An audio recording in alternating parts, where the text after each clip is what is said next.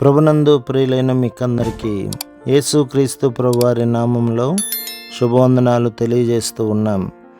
ఎడారిలో సెలయేర్లు అనే ఈ దిన ధ్యానం కొరకై స్వాగతం. జూన్ 22. ప్రేమ దోషములన్నింటినీ కప్పును. సామెతల గ్రంథం 10వ అధ్యాయం 12వ వచనం. ప్రేమ కలిగి ఉండుటకు ప్రయాసపడుడి.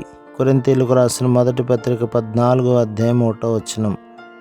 నీ బాధలను దేవుడికి మాత్రమే వినిపించు. కొంతకాలం క్రితం ఒక భక్తురాలి వ్యక్తిగత అనుభవాల్ని ఒక చోట చదివాను. అది నాలో చెరగని ముద్ర వేసింది.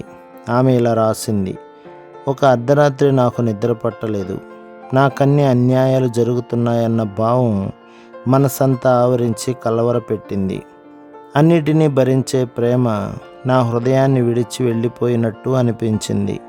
దేవుని ఆజ్ఞలకు విధేయత చూపగలిగే శక్తి కోసం ఆయనకు మొరపెట్టాను.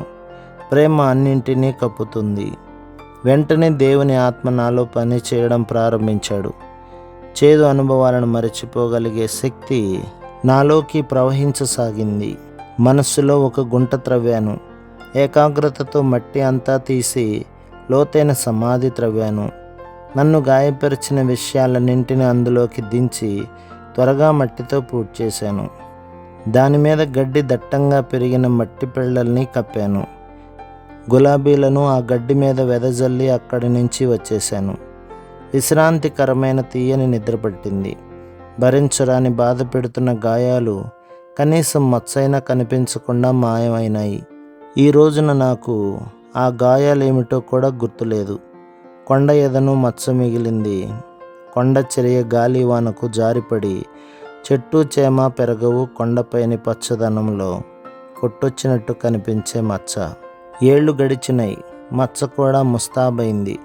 గడ్డి దుబ్బులు, నాచు ఏపుగా పెరిగింది.